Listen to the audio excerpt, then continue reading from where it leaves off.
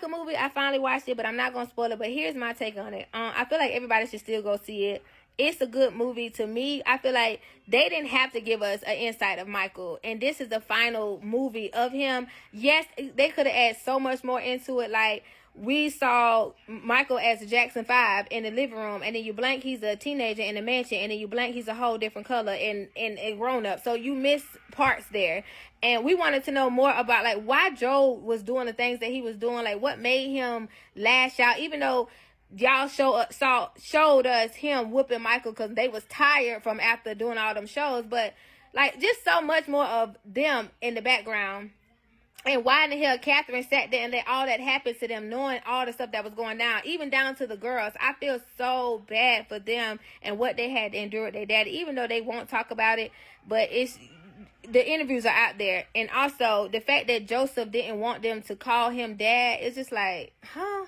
But whatever. And then when Michael bought Bubbles, I do feel like Michael bought Bubbles for Joe. He wanted Bubbles to monkey something Joe. That's how I feel.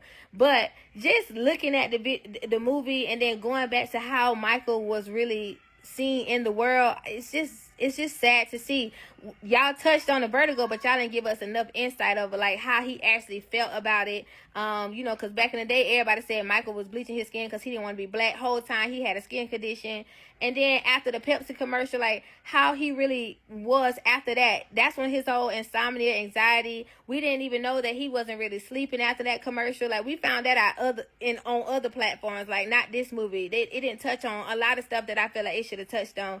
Just think about the fact that you can't live a normal life, and every time you come out the door, it's like 30,000 people waiting on you. You literally on your deathbed, somebody jumping on the ambulance to take pictures of you. Like, that had to be the most devastating thing. And Michael was a kid at heart. Like, we didn't get to see what made him purchase Never Never Land, how he came to that point, like any of that type of stuff. Like, I feel like you should have put all that in there up until, you know, he transitioned on. But I feel like it's still a good movie.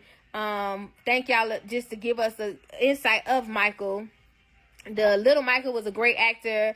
Even Jermaine's son, he was amazing. Like, I feel like all the actors did an amazing job with the movie, but we just missing so much in it. So, but other than that, if y'all want to catch up on anything with Michael, just go back to all his previous interviews, and I guess you could just piece it together in the movie. But I feel like y'all should have put all of that in one movie, especially with it being 2 hours long, because I understand it's not a documentary, but we should have had a little bit more when it came to this movie. But that's just my opinion.